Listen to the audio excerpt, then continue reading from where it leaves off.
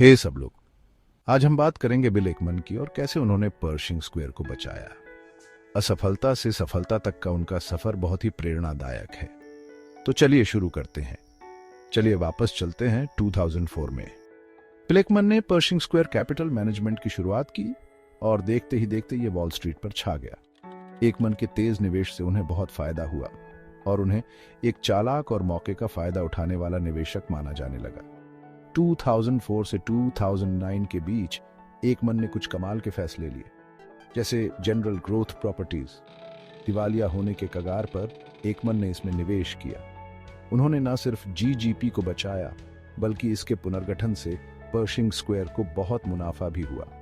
McDonald's जैसे brand में उनके शुरुआती निवेश से भी उन्हें फायदा हुआ, कंपनी को फिर से मजबूत बनाया और उनके फंड को बढ़ावा मिला। लेकिन सब कुछ इतना आसान नहीं था। 2012 से 2016 तक एकमन को बहुत बड़े नुकसान का सामना करना पड़ा। याद है हर्बालाइफ? एकमन ने इस पर पिरामिड स्कीम होने का आरोप लगाया और एक बड़ा शॉर्ट पोजीशन लिया। ये दांव उल्टा पड़ गया, जिससे उन्हें लगभग $1 बिलियन का नुकसान हुआ और उनकी बहुत आलोचना हुई।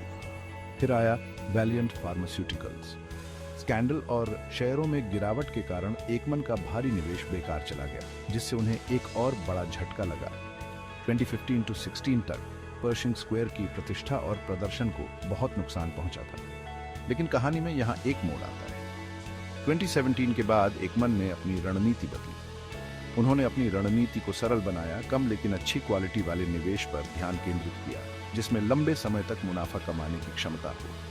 उन्होंने फंड के रोजाना के कामकाज पर ध्यान केंद्रित करने के लिए अपनी निजी व्यस्तताओं को भी कम कर दिया।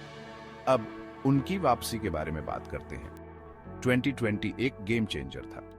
एकमन ने कोविड-19 के कारण बाजार में गिरावट का अनुमान लगाया और क्रेडिट डिफॉल्ट स्वैप खरीदे। इस शानदार चाल से उन्हें कुछ ही महीनों में लगभग $2.60 बिलियन का फायदा हुआ। उन्होंने इस लाभ को लोविस, चिपोटले, हिल्टन और रेस्टोरेंट ब्रांड्स इंटरनेशनल जैसी कंपनियों में फिर से निवेश किया, जो रिकवरी के दौरान अच्छी चली। 2021 और 2022 में एकमन की जीत का सिलसिला जारी रहा। यूनिवर्सल म्यूजिक ग्रुप में उनका बड़ा निवेश एक और हिट था।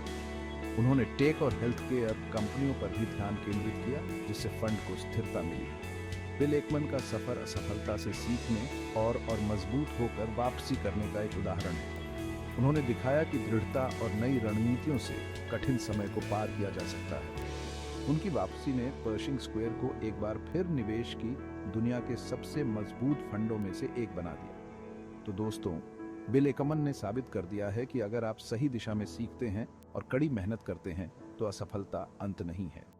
उनकी कहानी हर निवेशक के लिए प्रेरणा का काम करती है। देखते रहने के लिए धन्यवाद। अगर आपको ये कहानी प्रेरणादायक लगी हो तो इसे लाइक, शेयर और सब्सक्राइब करना ना भूलें। मिलते हैं अगली बार।